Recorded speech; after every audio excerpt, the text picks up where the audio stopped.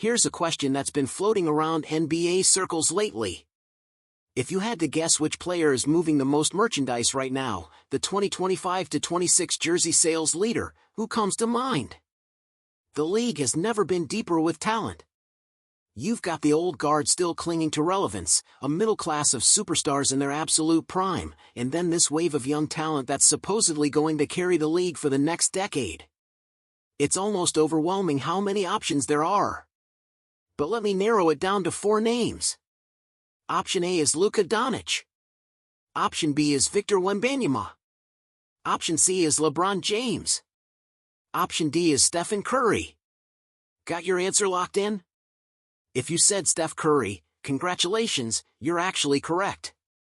The 37-year-old who's been wearing the same Warriors jersey since 2009 is still outselling everybody.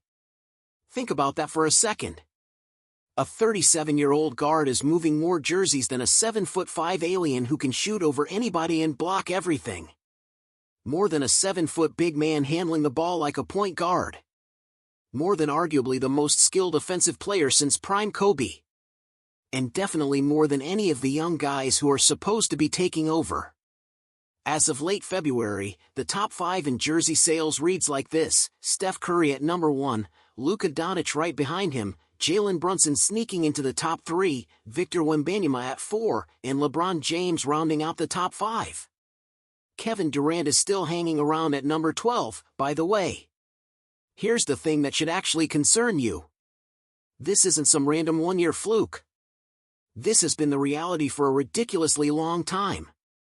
Do you want to know the last time the top 5 in jersey sales didn't feature at least 2 of LeBron, Steph, and KD? You'd have to rewind all the way back to the 2009-10 season. Kevin Durant was in the top 10 back then, but he was the baby face, not the established veteran. We're talking about a 16-year stretch where the same 3 names have dominated the popularity contest. Larry Bird and Magic Johnson never had that kind of sustained grip on the league. Michael Jordan's entire career was only 15 seasons, which is actually less than this current streak. Kobe and Shaq had their runs, but they were sharing the throne, not holding it hostage for nearly 2 decades. What we're looking at right now isn't just impressive longevity from LeBron, Steph, and KD. What we're looking at is a league that's desperately clinging to the past because it's terrified of what comes next. Once these 3 finally walk away, and Father Time is undefeated even against LeBron, the NBA is facing a rude awakening. The problem is there's no obvious successor waiting in the wings. So today, we're going to expose exactly why every single candidate for the next face of the NBA has a fatal flaw that's keeping them from the throne. If you watch basketball purely for entertainment value, like it's the Harlem Globetrotters putting on a show every night, then LaMelo Ball looks like the obvious choice. The dribble combinations he pulls off are ridiculous. The passes he attempts would get most coaches to bench their players permanently. The shot selection is questionable at best and insane at worst, but it works because he's LaMelo. He's one of the most entertaining young players in the league, and the highlights are endless. But here's the uncomfortable truth about LaMelo. It genuinely seems like he cares more about the highlights than he does about winning. Multiple scouts, including anonymous comments from around the league, have suggested the same thing. LaMelo doesn't take winning seriously enough.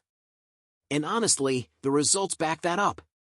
We're in LaMelo's 6th NBA season, and he still hasn't made the playoffs even once. Compare that to the historical faces of the league. Since the NBA exploded in the 1980s, we've had 6 guys carry that torch. Magic Johnson, Larry Bird, Michael Jordan, Kobe Bryant, LeBron James, and Stephen Curry. Magic and Bird both made the playoffs as rookies in 1980. Jordan got there in year 1, even if he wasn't a threat until later. Kobe made it as a rookie too, riding coattails initially but still there. LeBron and Steph took until years 3 and 4 respectively. LaMelo is in year 6 with absolutely nothing to show for it. 4 of those 6 faces were literally champions by year 6. Jordan and LeBron had at least made deep playoff runs by then. Is the comparison completely fair to LaMelo? Maybe not entirely. He's been stuck with one of the worst front offices in basketball, and the supporting cast has been brutal. But at some point, the lack of winning becomes a pattern, and patterns are hard to break. Since Jalen Brunson left Dallas, escaping the shadow of Luka Doncic, he's become arguably the best story in the league. He brought winning basketball back to New York, and that Knicks fanbase has been starving for it. Even winning the season cup in 2025 felt like a championship for the Garden.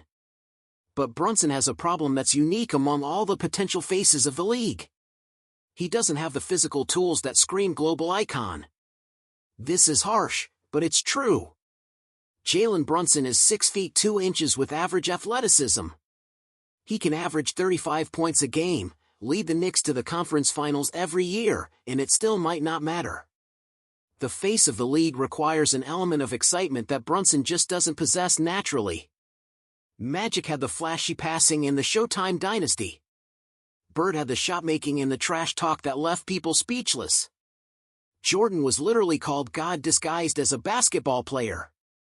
Kobe had the footwork and the killer mentality that made every shot look like art. LeBron had the combination of size and athleticism that nobody had ever seen before. Even Steph, who isn't physically overwhelming, had to become the greatest shooter in history by such a wide margin that it broke the game. People aren't rushing to watch a 6 feet 2 inches guard grind out mid-range pull-ups and floaters, even if he's doing it in New York. Brunson would need to do something historically unprecedented to overcome that physical limitation, and so far, that hasn't happened. Tyrese Haliburton became America's sweetheart after the 2024 Olympics and those back-to-back playoff runs in Indiana. The Pacers were 1 game away from the finals in 2024 and 1 injury away in 2025. Haliburton's likability isn't the issue. His impact on winning isn't the issue either. The problem is his offensive dominance, or lack thereof. The traditional face of the league mold requires overwhelming offensive production, especially scoring. Steph can drop 30 with 10 threes on any given night. Prime LeBron was unstoppable at the rim. Kobe could get 50 as easily as he could get 20. Jordan would probably laugh at the idea of scoring under 25. Larry Bird was a 3-level scorer before that term existed. 5 of the 6 faces fit that scoring-dominant mold, with Magic being the exception.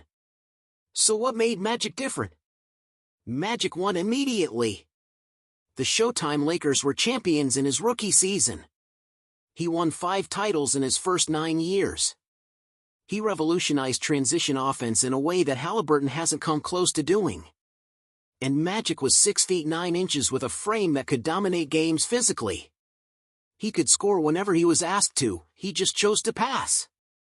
Haliburton is 6 feet 5 inches and lean, and he's competing against an ocean of young sharks instead of just one rival like Magic had in Bird.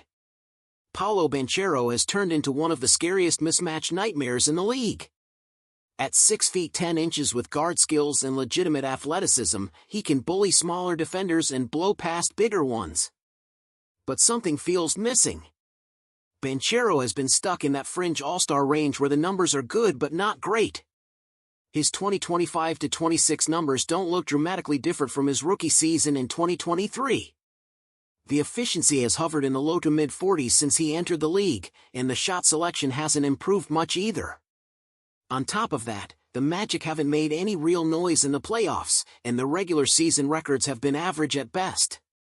It's hard to call someone the face of the league when they've been stagnant for 3 years and can't win enough games to matter. Nikola Jokic has put together a resume that rivals anybody in the 2020s. 3 MVPs, a championship, a finals MVP, and career averages that only the all-time greats can touch. Nobody questions Jokic's ability. He's clearly one of the best to ever do it. But the real question is whether Jokic actually wants to be the face of the league. And the answer is pretty clearly no. Every press conference, every interview, every interaction suggests Jokic views basketball as a 9-to-5 job. He's not interested in being an ambassador. He'd probably find the extra attention annoying more than anything. And at 30 years old, without the athleticism or flash of previous faces, it's not happening. If 3 MVPs and a championship haven't made him the face, nothing will. Cooper Flagg walked into the league as a teenager and immediately looked like a 10-year veteran. The rookie numbers have been historic, and there are very few weaknesses in his game already. But the problem Flagg faces is that the league is absolutely loaded with undeniable talents.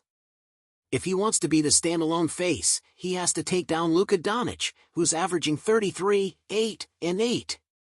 He has to outshine Cade Cunningham, who's leading the Pistons to the best record in the league.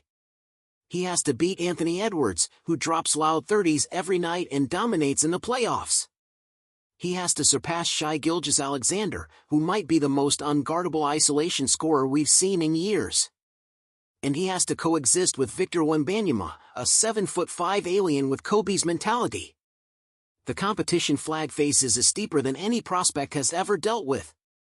Cade Cunningham and the Pistons have made a leap in 2025-26 that nobody saw coming. Detroit is neck and neck with OKC for the best record, and Cade is a top 3 MVP candidate. But the face of the league is defined in April, May, and June. The Pistons have to prove they're not just another number 1 seed that fades when the pressure hits. Magic and Bird earned their status with championships. Jordan had to beat his rival in the finals multiple times. Kobe won 3 straight. LeBron had to win back-to-back in Miami to steal the crown. Steph needed 5 finals appearances, 3 titles, a unanimous MVP, and countless records just to co-hold the throne with LeBron. If Cade wants it, he needs that sustained playoff dominance, not just regular season buzz. Jason Tatum has been one of the most consistent winners in basketball since 2018. The Celtics have only missed the conference finals 3 times in that span, and they've been to the finals twice. But here's the harsh reality. Tatum might not be good enough to be the face. On paper, he has everything. He's won a championship. He's been available.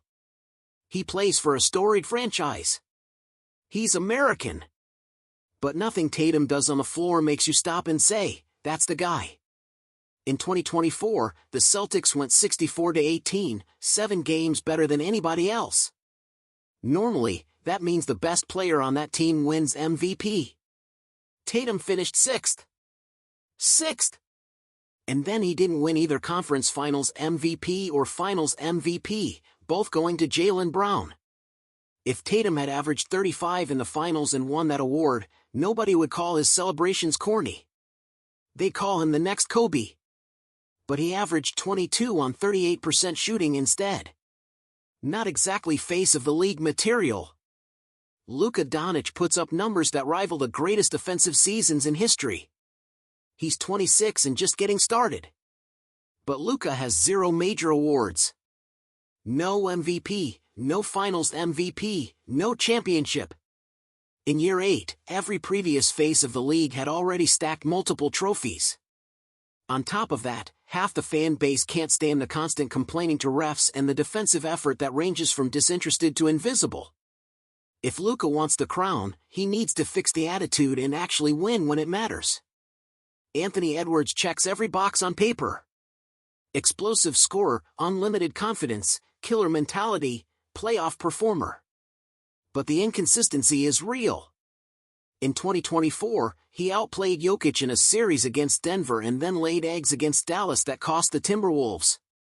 In 2025, he dominated LeBron and Luka in some games and then disappeared against OKC.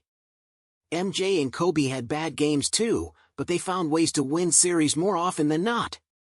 Edwards needs more consistency in the postseason. Victor Wembanyama is the most unique talent we've ever seen. But availability is the best ability, and the history of giants in the NBA is brutal. Of the 15 players 7 feet 4 inches or taller, most barely lasted. The few who had real careers, Yao Ming, Ralph Sampson, never played more than 12 seasons or averaged 20 points. If Wemby is missing half the season every year, he can't be the face. Shai Gilgeous-Alexander is checking every milestone. Regular season dominance, playoff success with a 2025 championship, availability, hardware. But likability matters, and half the fan base despises the foul-baiting style. It's hard to be the global ambassador when people can't stand watching you play. Meanwhile, Edwards and Wembanyama have the personality and mentality that fans actually want to rally behind. SGA needs to fix his perception if he wants a real shot. So who actually makes it? The truth is, the next face of the NBA might not exist yet. And that's the scariest part for a league that's about to lose its three biggest stars.